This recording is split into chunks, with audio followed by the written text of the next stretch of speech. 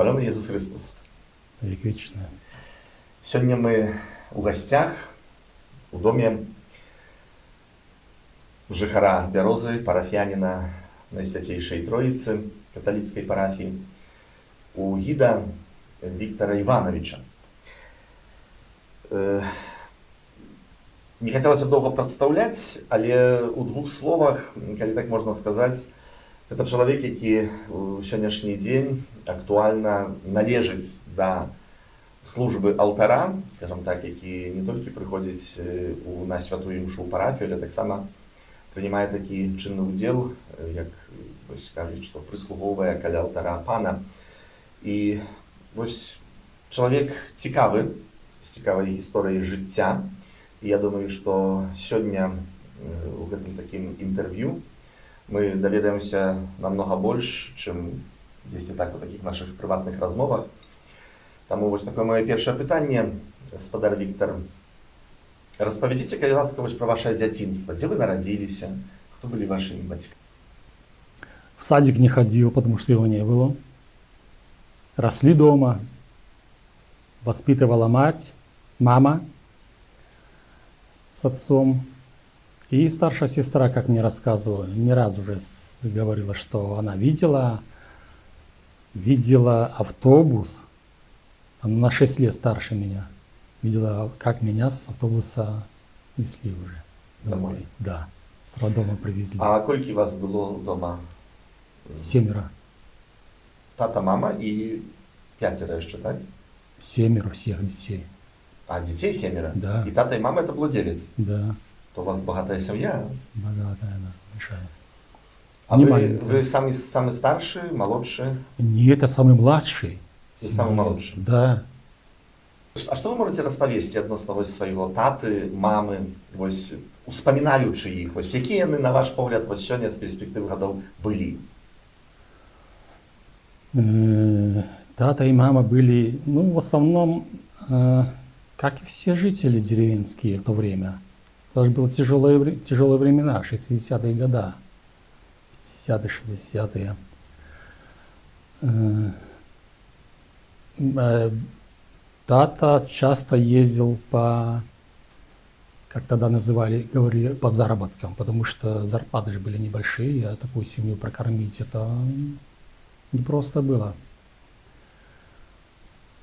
Помню, как привозили даже с России на машине зерно на двоих. ГАЗ-52 в то время была, или 53 даже. Привозили на 2 работников машину зерна и разгружали. Туда высылали мешки в посылках. Так, а у нас тут, помогали у нас тут разгружать. не хапало? Не То есть хапало. Зерна не было такого? Мало было. Мало. А адукация таты, кто он был по профессии? Адукация, он в основном занимался по строительству. Да. Он, когда они ездили в Россию, ну, в основном же группа ехали, человек 4-5, он всегда был почти старшим группы. Бригадиром? Да, бригадиром по организации. А мама? А мама домохозяйка. Дома выхоўвала? Да, дома. Дзяцей. А ад каго вы першыню даведаліся, ну, от пра пана Бога, што вам нехта расказаў, распавёў, і вы так, о, Бог ёсць. Вот. Я помню, мне мама говорила, я же малой был, что-то, ну, в школьные годы, перед сном просила, пережигнайся. А вось, а як традыцыі хрысціянскія, ну, напрыклад, рыхтаваліся, елі, вось, ці на святую імшу ішлі? Праздничный стол рыхтовали, да. На такія ўрачыстасці? Урочистости. І як это выглядала, ці памятаеце? Ну и на Пасху яйцо красили. С целью, чтобы их где-то посвятить, это не помню, светили их или нет. Но окрасили дома в домашних условиях. В то же время костела, наверное, не было. Кляштор разобрали, а где военторг был, его что же ж? Не працаваў костёл? Не працаваў, да. А калі вы, вось, добра, а першая камунія, першая споведь святая, Первая коммуния, первая споведь, это было уже попозже, уже в нашем костеле. Святой Побудованы, Троицы, да. які 25 год, ну скажем так, 25 год тому назад. Нет, меньше. Менш було, так? Менше. Тобто, як побудували ви ще, Да. скажем так, не вельми активно удзельничали в Ні. житті. Все. Нет. Добре, ну ось ви, а у яку школу ви ходили? Там у Здітова? Сначала начальная, на месте же была школа четырехлетка, а потом Угляный. Но ее сейчас нет уже, там стоит дом двухквартирный. Да, Закончили Как бы. школу, сгорело. і ви поїхали кудись вчитися, чи працювати, як це виглядало ваше життя? После школы сразу в сельхозтехнике получили права на трактор. И в местном совхозе, земледельцы нашим, уже я работать рано начал. Еще в школу ходили, в летние каникулы мы уже ходили на бригаду в Дягильце. И нас распределяли колоски вырезать. Например, рожь посеяна или пшеница, а примесь есть других колосков. Ну, их, может, срезали. Так як так ви по полю ходили? Да. Так это ж... Цепочкой становились, выстраивались и пошли по прямой, по площади. Ого. Да, вот такая работа была. А когда уже начиналась уборка зерновых, на волокуши 2 человека, один справа, один слева, тросовая такая конструкция, сзади с швеллеров металлических, а бока трос где-то 22, может, сечение, 24. Трактор цепляет, и два цепляет трактора, и в стороны разъезжаются вот так вот, и захватывают копицы соломы туда, все собираются, потом их дотаскивают до точки, и там уже разворачиваются обратно, оставляют на месте, и потом уже скирду большую со стогометатель складывал большую скирду с этой соломы. И она хранилась, зимой ее потом забирали, измельчали и на корм скоту. Ну, это, и так вы сколько працевали после школы? Ну, это пару лет до срочной службы. До 18 год. Да, до 18, а в 19 на срочную, вперед. И куда вы поехали? Челябинск 70. Ну, до Советский Челябинская Союз. область, да. Закрытый город. И, коли, не знаю, коли это не секрет, як выглядала эта служба у вас? Там караулы, полгода учебка, школа сержантов. Вот, а потом на объекты охранять, караулы. Сутки в карауле, сутки в казарме, сутки в карауле, сутки в казарме. И вот так вот 1,5 года. И як вы оцениваете эту службу? Ну, служба непростая была. Непростая. Во-первых, климат. Южный Урал. Ну, да, тоже, да. Днем идешь жарко, летом. В ПШ, в ХБ. Хлопчатобумажный костюм, форма. А чуть только солнце начинает закатываться, и уже надо шинель одевать. Уже холодно. Сразу идет понижение температуры. Моментально. А сколько годов вы там служили? 2 года. И як вернулись в эту, куда вы пошли далее? По возвращению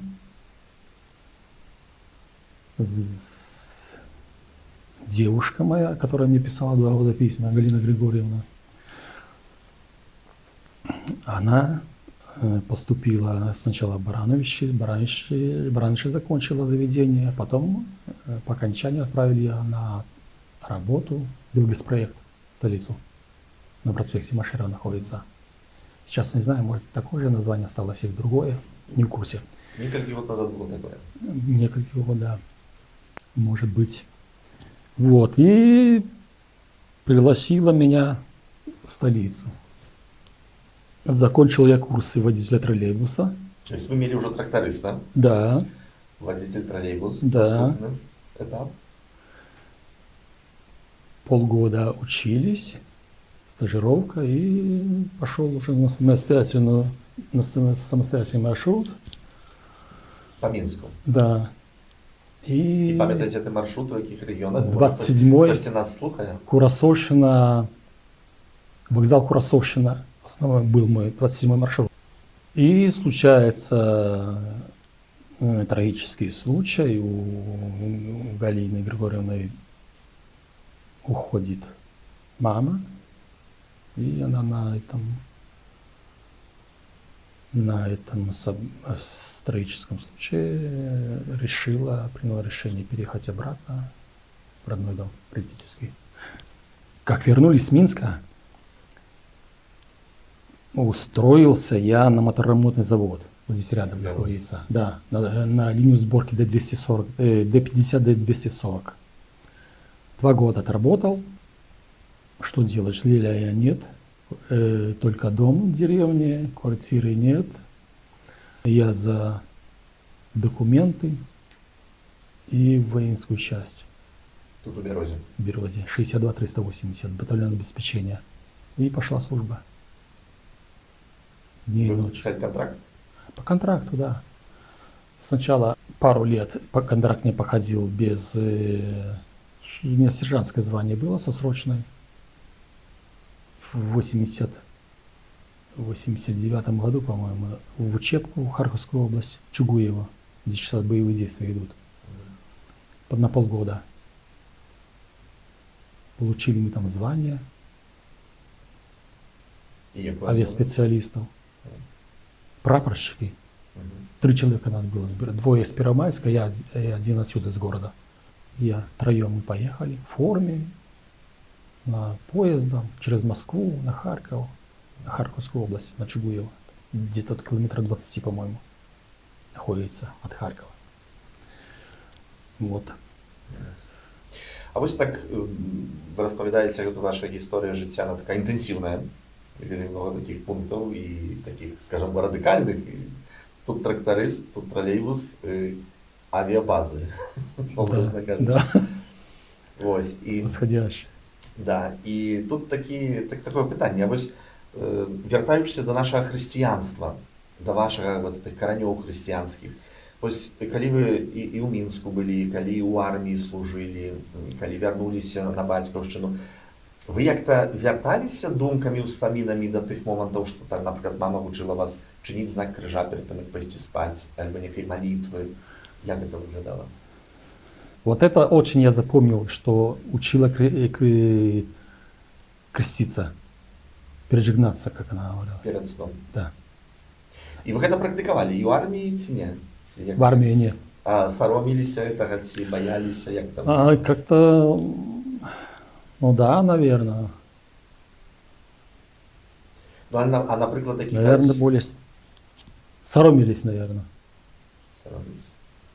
І кілька годів ви служили тут у Одинці, у нас у Берозі? 20 календарей, 20 років, так? да, Ну і так успоминаючи цю службу, 2 срочная. яна як-то вам допомогла в нечим, чи може наоборот, як-то ви, може так, образно кажучи, мучилися тих 20 років? Не, да помогла, интересно было. Очень интересно. А ось такі, може, Слушайте. цікаві моменти, що-небудь? Самое было интересно, это полеты. Полеты, это ранние выезды, конечно, были. Так, а ви так само літали?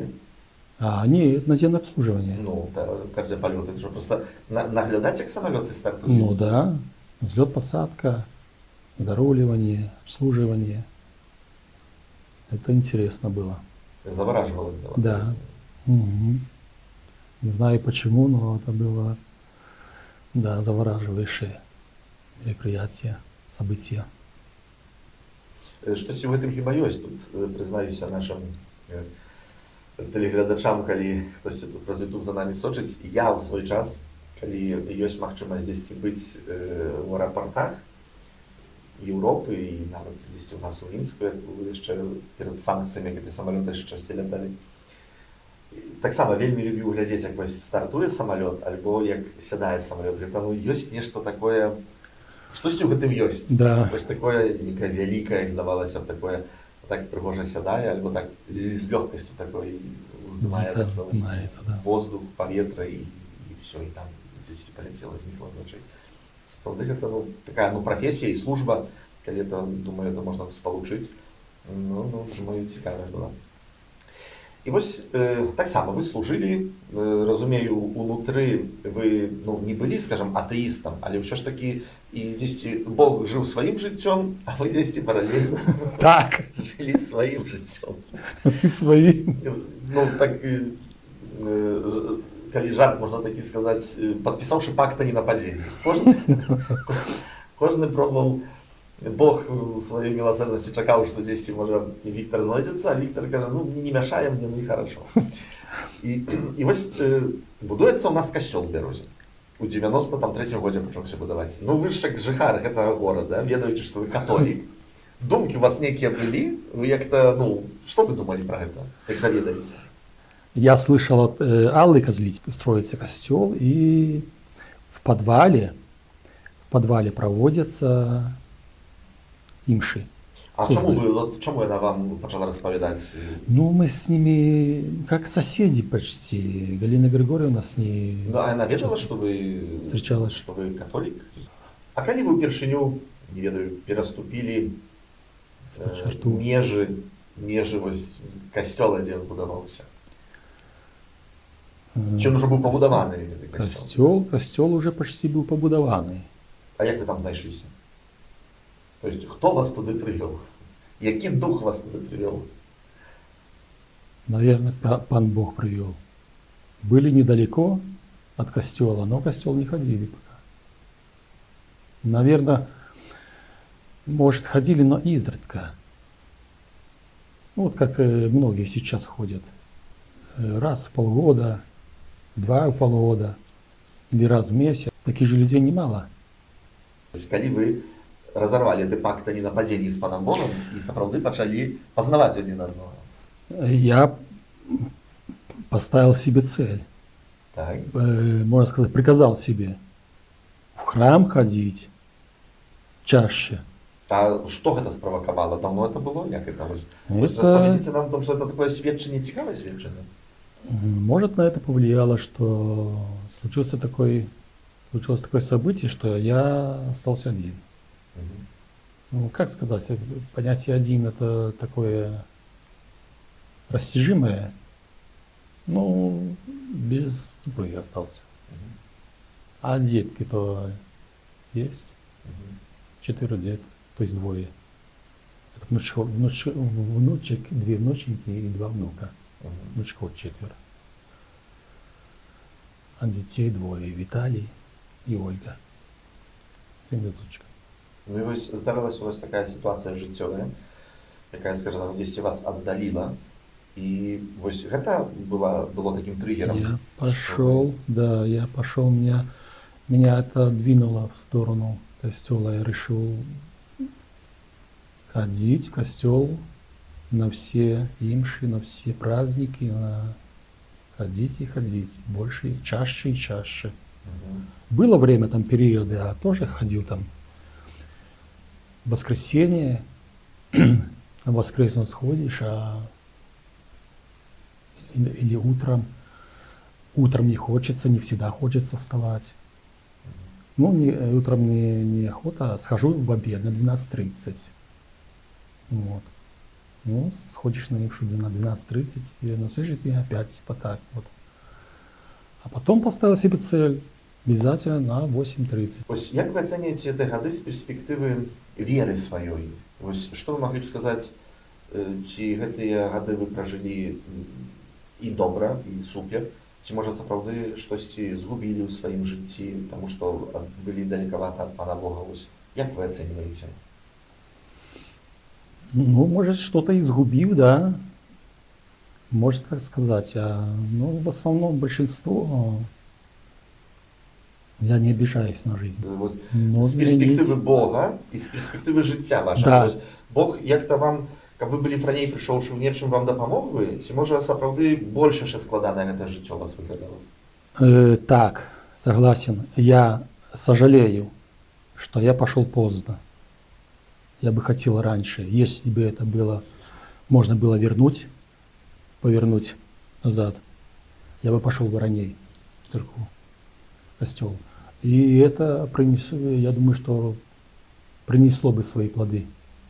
Мама, по-моему, Галина. То есть супруга ваша? Да. Яна гэтым займалася, таким релігійным выхаваннем? Да. Вы не ўмешваліся? Нават не пыталіся, было там, што не было? Ну, можно сказать, что уже память, конечно, не так помнит. А ці здарыўся ў вашым жыцці можа які цуд альбо некая такая падзея, якую ну нельга, скажем так, растлумачыць ну, правамі прыроды, калі так можна сказаць. Можа нічога не было, а можа штосьці было цікава ці штось такое. В данный час не могу сказать. Не можете памятаць. Ну, прыбліжа, што ще раскажаце. Может быть. Окей. Што вы маглі б сказаць вось сучаснаму чалавеку, той, які свецкі чалавек, напрыклад, ведаю, там настаўнік, чалавек трактарыст ці вадзіцель, ці можа, а таксама які служыць дзяржаве сёння, скажам так, вось на срочнай службе, на кантракту і так далей. Што вось вы наступным пакаленням, як чалавек ну, вайсковы, маглі б ім так параіць, сказаць так, як хрысціянін, як чалавек, як грамадзянін? Самое первое – это верить в Бога, любить Родину,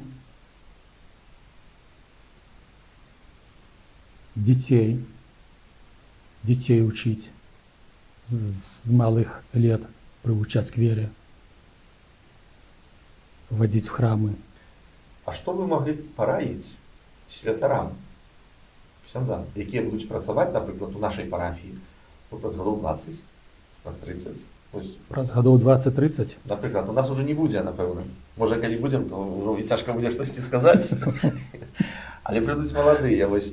Как справлялись со своими обязанностями, чтобы находили силы в любое время, чтобы люди шли к вам, обращались за помощью, за советом, чтобы детей было много в храме, прославляли Бога. Как сказал человек, который руководит самой большой страной в мире, можно разрушить храмы, можно разрушить дома, памятники посносить, но веру не уничтожить. Што вы скажаце Богу? Напэўна, сустрэнецеся з ім. Яшчэ невядома, чи вы раней, чи я раней, але як вы сустрэнецеся, вот, што вы яму скажаце? Поблагодарить за все дары, за все магчимости, что были у нас. Шчыра дзякую спадару Віктару Івановичу за такую прыгожую размову, прыгожае сведчанне, бо многія з нас вось перажывалі падобнае жыццё і, можа, некаторыя па сённяшні дзень, вось так як спадар Віктар распавядае, і школу закончылі, і там, напрыклад, ваеннае учылішча закончылі, і адслужылі, і сёння, можа, неяк яшчэ хаваюцца ад Пана Бога. Вось як засведчыў спадар Віктар, сустрэўшы Бога, аказваецца, што гэта жыццё набірае іншага колеру, іншага смаку. І шчыра вам дзякую вось за гэтае сведчанне. Няхай Бог вам благаслаўляе, вам, вашым блізкім, унучкам вашым. Заставайцеся з Богам. Хвала Христу. Дякуем вам.